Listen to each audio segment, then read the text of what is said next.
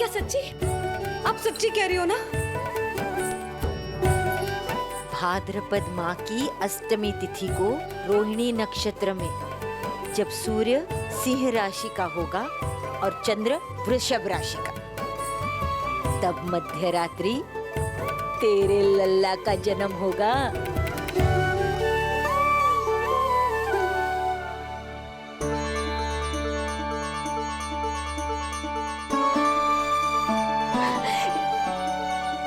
इतने वर्षों में कभी किसी ऋषि मुनि, किसी ज्ञानी ने हमें ऐसी आशा ना दी।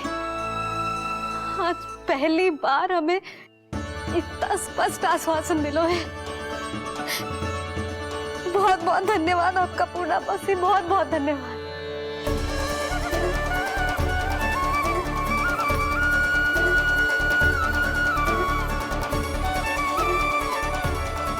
ना, मौसी को धन्यवाद ना देते लाली, मौसी से आशीर्वाद लेते हैं। ला लड्डू ला।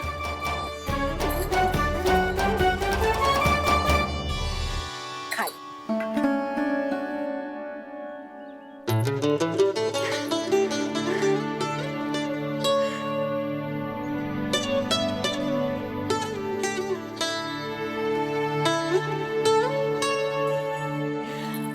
बस अब तुझे केवल उस क्षण की प्रतीक्षा करनी है। मैं मैया बनने वाली हूँ। सुना आपने, मैं मैया बनने वाली हूँ। आप बाबा बनने वाले हैं। श्री हरि ने कृपा कर दी हम पर। तुम्हारे प्रश्नों के उत्तर दे दिए नारायण ने। चलो अब शीघ्रता से भोजन कर लो। मैं जा रही हूँ रोहिणी जीजी को बताने। अरे पर भोजन पूर्णा मौसी जो कह देती है वो हो के रहता है।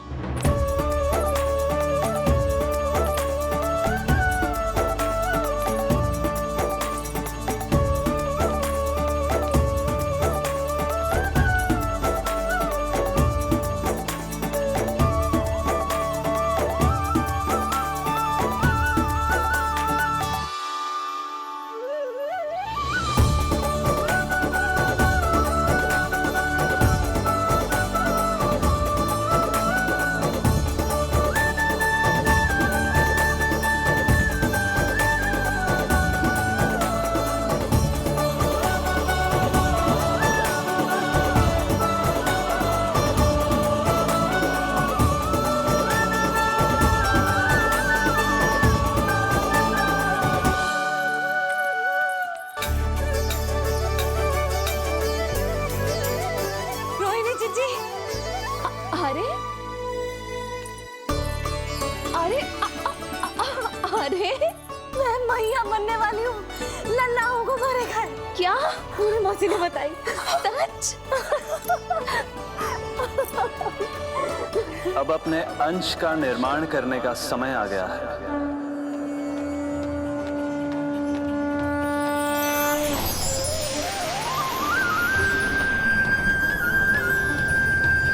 वसुदेव सुतं देवं वंशचाणूरमर्दनम्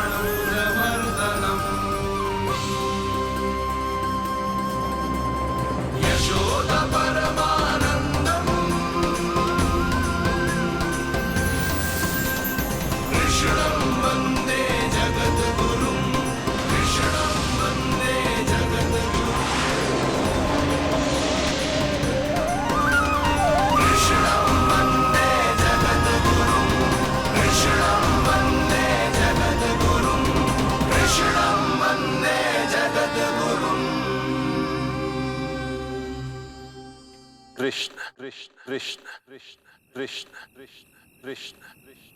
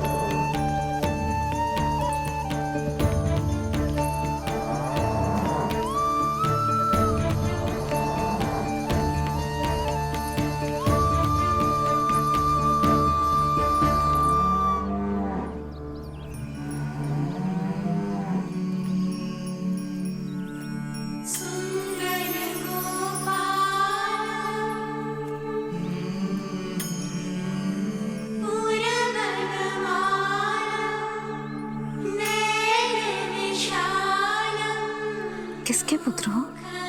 आपका।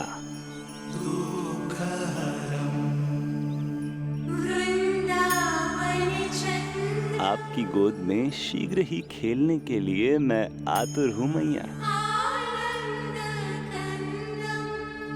कछु विचित्र लग रहा है। कौन हो तुम?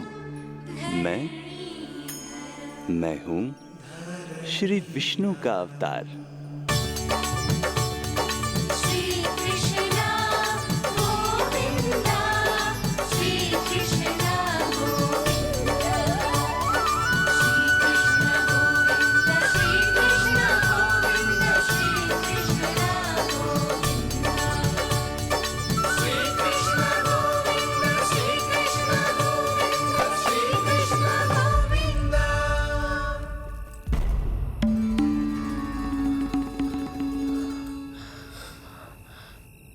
मैंने अभी एक स्वप्न देखा।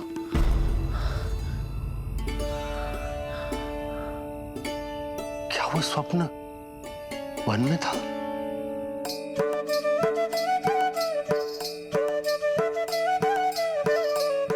क्या मैं सत्य में श्रीमन नारायण की मैया बनने वाली हूँ?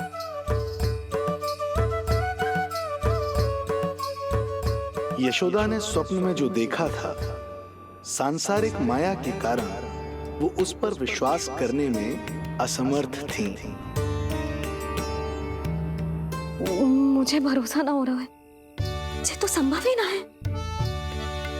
मैं श्रीमन नारायण की मैया कैसे बन सकती हूँ? परंतु स्वप्न इतना सच्चा, इतना वास्तविक था यशोदा। ऐसा लगो जैसे स्वप्न ना है, सच की परछाई। आप मेरा उपहास कर रहे हो ना? अरे कल तक तो ये भी ना पता था कि मैं कभी मैया भी बन पाऊंगी कि ना। और आज आप कह रहे हो कि श्रीमन नारायण स्वयं मेरी कोख से जन्म लेंगे? ना ना, ऐसे उल्टे सीधे विचार मेरे मन में मत ही डालो आप। मैं तो साधारण सी स्त्री हूँ जो बस एक सामान्य सी मैया बनना चाहती है। मुझे तो बस एक सामान्य सा लल्ला चाहिए, छोटा नटखट प्यारा सा मेरा बाल गोपाल। मेरा लाडला होगा वो, मेरा राज दुलारा, मेरी आंखों का तारा।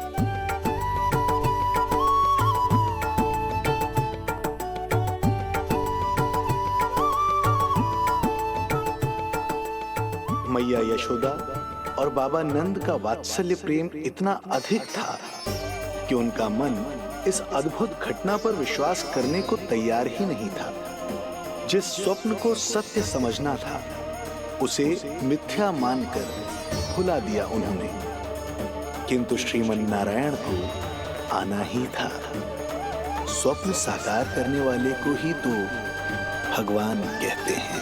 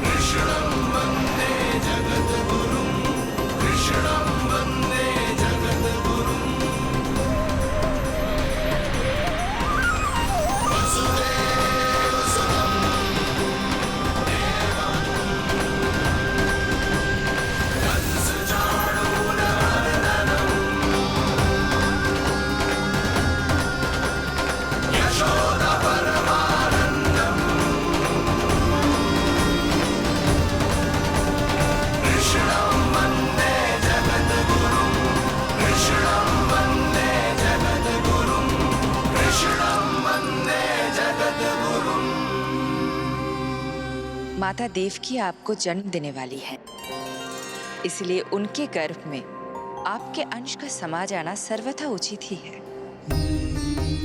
किंतु मैया यशोदा के हृदय में आपने अपने अंश का एक भाग स्थापित किया है। इसका अवश्य ही कोई ना कोई कारण होगा। मेरे अंश के ये दोनों भाग तन और आत्मा हैं देवी। माता देवकी मेरे तन को जन्म देंगी, किंतु मेरी आत्मा का जन्म मैया यशोदा के हृदय से होगा। जब मैया प्रथम बार मुझे अपने हाथों में थामेंगी, मेरे अवतार की आत्मा और तन एक दूसरे से जा मिलेंगे और तभी मेरा अवतार पूर्ण होगा। मैं और यशोमती मैया एक दूसरे के साथ हृदय से जुड़ेंगे। इसीलिए समस्त संसार में हम दोनों की जोड़ी एक माता पुत्र की अद्भुत जोड़ी के रूप में जानी जाएगी।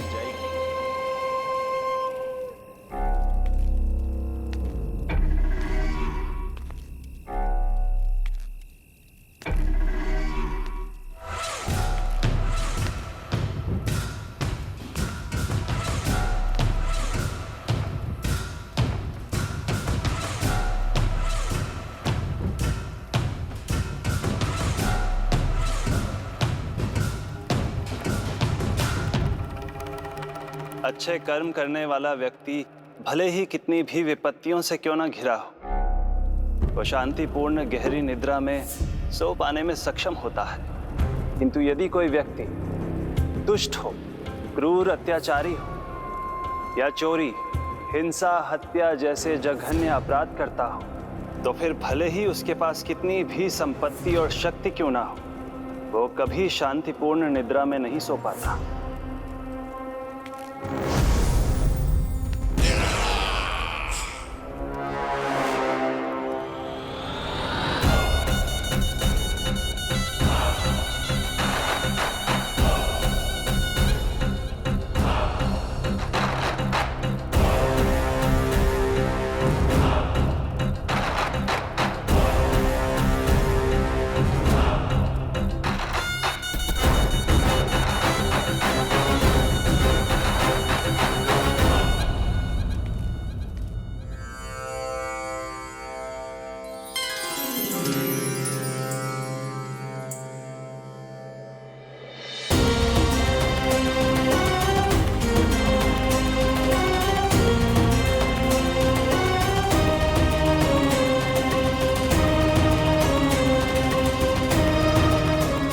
अब आप अपने अंश का निर्माण कीजिए देवी, ताकि जब मैं माता देवकी के 8वें पुत्र के रूप में अवतार लूं, तो आप भी मैया यशोदा की पुत्री के रूप में जन्म ले पाए।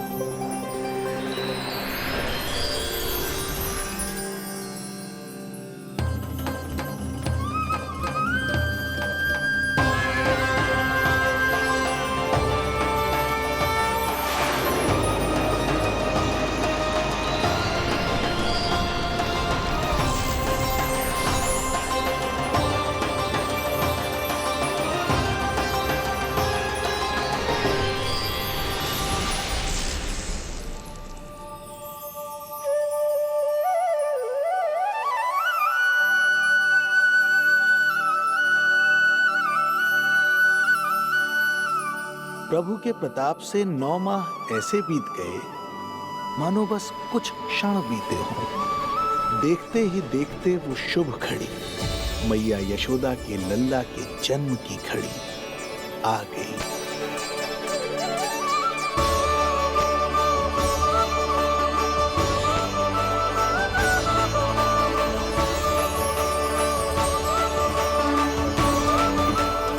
भाद्रपद माह की अष्टमी तिथि।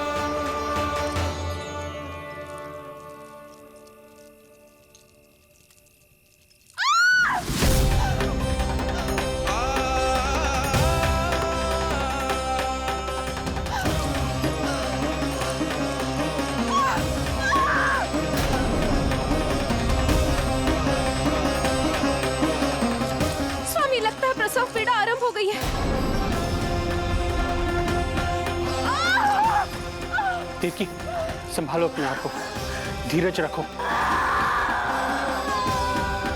जीजी, यशोदा, दाई माँ।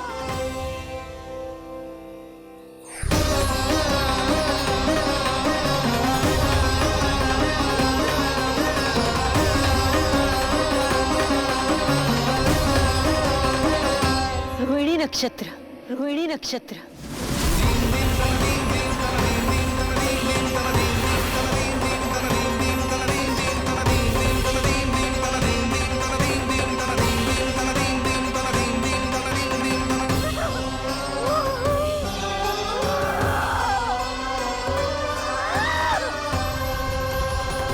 सूर्य सिंह राशि में और चंद्र वृषभ राशि में, यही तो है अधर्म के विनाश और धर्म की स्थापना का संकेत। देवकी, तुम चिंता मत करो, सब ठीक हो जाएगा। किंतु कैसे स्वामी? भैया की तलवार की धार विनाश की बिजली बनकर मेरे आंखों के सामने चमक रही है। देवकी, तुम विश्राम करो।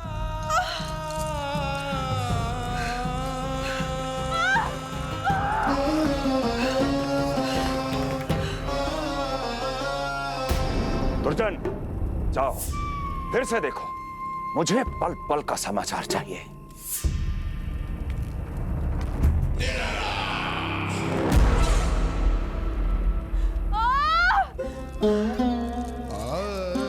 जैसे ही मेरा पुत्र मेरे सुरक्षित कोख छोड़कर इस संसार में आएगा, भैया कंस मेरी ममता को मिले इस वरदान को मुझसे छीन लेंगे। चिंता मत करो देवकी, ये हमारा 8वां पुत्र है।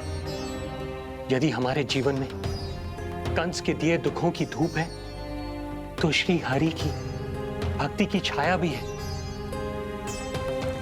आकाशवाणी का स्मरण करो। आप स्मरण कीजिए, कितनी क्रूरता से भैया ने हमारी सभी संतानों का जीवन प्रारंभ होने से पहले उनको नष्ट कर दिया। मुझे भय लग रहा है, कहीं मैं इसे भी ना खो दूं।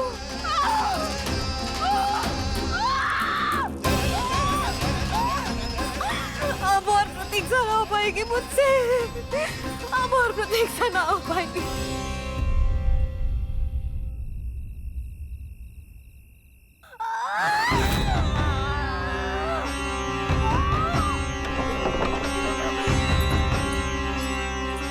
हम यशोदा को खो देंगे नंद भैया, यदि संतान का जन्म शीघ्र ही नहीं हुआ तो। वो अत्यधिक पीड़ा में है। वैद्य जी ने जो प्रसव की घड़ी बताई थी, वो भी कब की बीत चुकी है। भाभी, आप दाई माँ से कहियो कि मेरी पत्नी और संतान को बचाने की हर संभव चेष्टा करें। मैं यही प्रार्थना नारायण से करने मंदिर जा रहा हूं।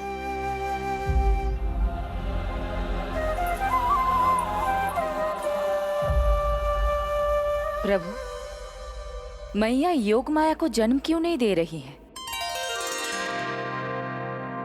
मेरा ही तो शक्ति तत्व है योग माया।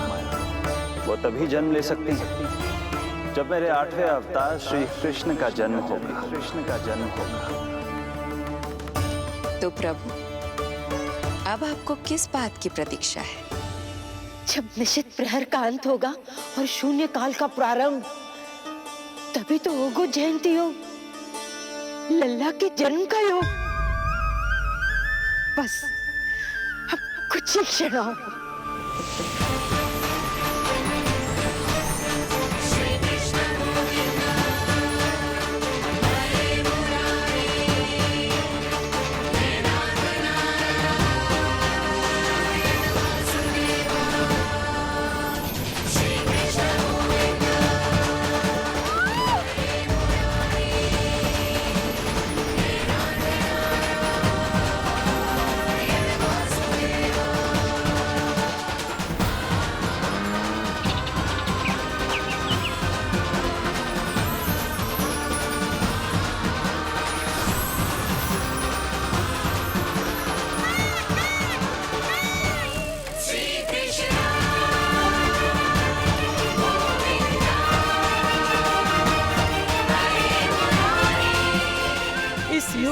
सबसे शुभ घड़ी आ गई। प्रारंभ हो गया दिव्य शून्यकाल।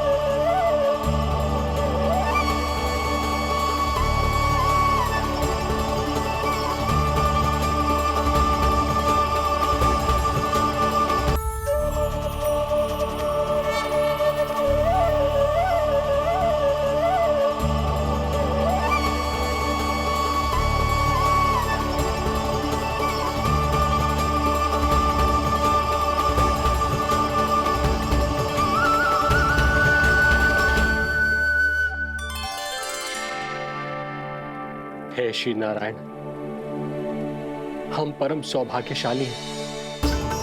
हमारे पुत्र के रूप में आप स्वयं पधारे। यदि मैं कारागार से बाहर होता तो ब्राह्मणों को 10 सहस्त्र गायों का दान करता, किंतु प्रभु मैं बंधन में हूं। प्रभु, कंस को जैसे ही आपके आगमन का समाचार ज्ञात होगा, आपके प्राण हरने वो तुरंत अपनी नग्न तलवार लहराते हुए चला आएगा। हे दीनदयाल, आप तो भक्तों के भय का नाश करने वाले हैं, परंतु प्रत्येक क्षण मेरा भय और भी बढ़ता जा रहा है। मेरे क्रूर भाई ने निरंतर मेरी ममता की हत्या की है। तो अब और नहीं प्रभु, आप कोई ऐसी लीला दिखाई ताकि उस पापी को आपके जन्म के विषय में पता ही ना चल पाए। आपके इस अलौकिक चतुर्भुज रूप का समाचार उनके क्रोध की ज्वाला को और भड़का देगा और वो आपका वध करने के लिए सेना सहित यहाँ आ जाएंगे। इसीलिए हे जगदीश, आप सामान्य बालक के रूप में प्रकट हो जाइए ताकि मैं आपको छुपाने की चेष्टा कर सकूं। या मैं कंस को यह विश्वास दिलाने का प्रयास कर सकूं कि उन्हें आपसे कोई संकट नहीं। दया कीजिए भगवान।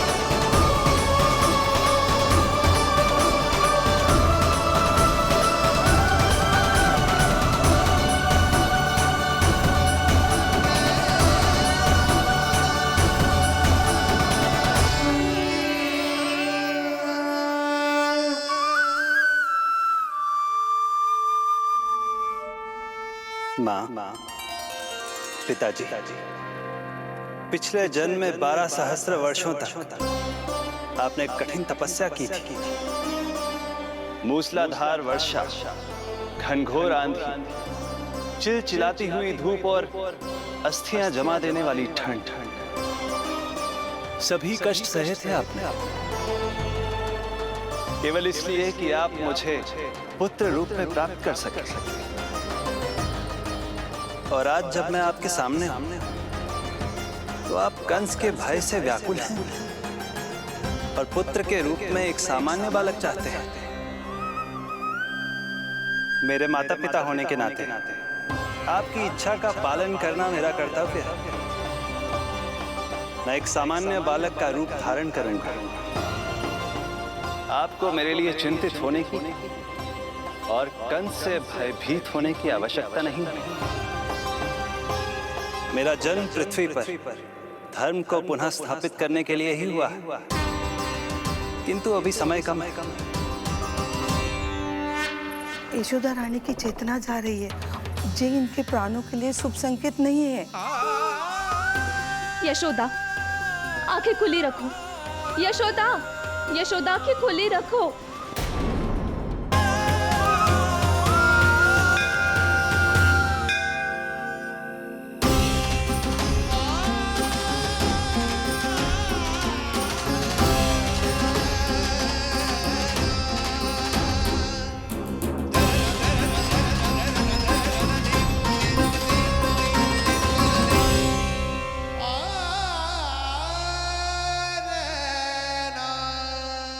पिताजी, इससे पहले कि कंस यहाँ आए, आप मुझे लेकर यमुना पार चले जाइए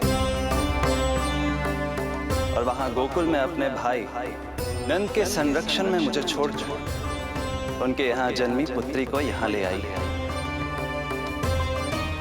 उसके प्राणों की चिंता मत कीजिए मां, जो हो रहा है मेरी ही लीला है। अब जाइए पिताजी, शीघ्रता कीजिए।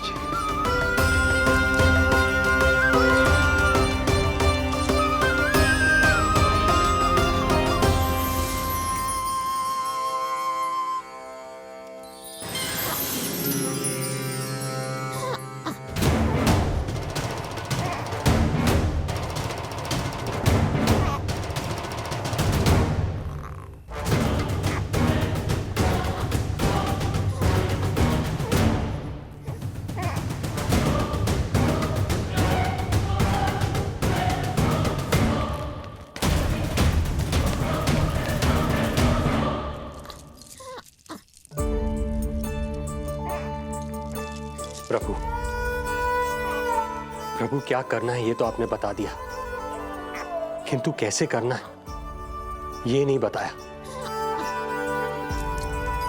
पेड़ियों में जकड़ा हुआ हूं, कारागार से बाहर कैसे जाऊंगा? यशोदा, बस थोड़ी देर और धैर्य रखो। अब और प्रतीक्षा ना हो पाएगी मुझसे। अब और प्रतीक्षा ना हो पाएगी। अब और अधिक प्रतीक्षा आपको करनी भी नहीं पड़ेगी।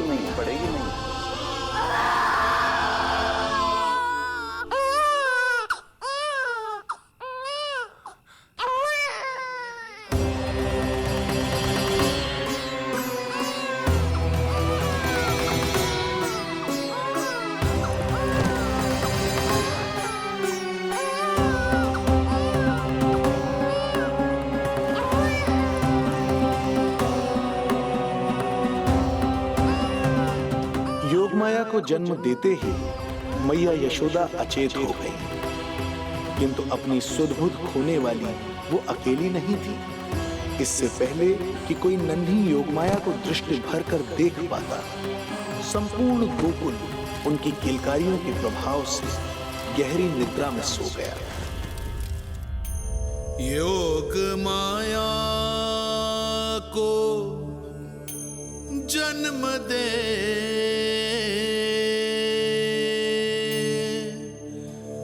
यशोमती हुई निढाल,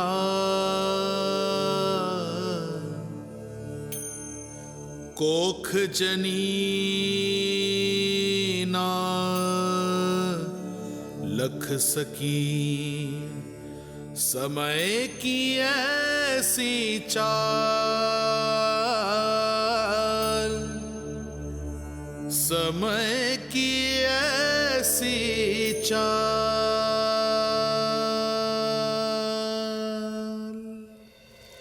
उधर मथुरा में वसुदेव अचरज में थे कि नन्हे प्रभु को बंदी गृह से बाहर कैसे निकाला जाए। अब केवल श्री विष्णु की माया ही इनकी सहायता कर सकती थी। प्रभु की आज्ञा का पालन कैसे संभव होगा? संपूर्ण कारागार पहरेदारों से भरा पड़ा है।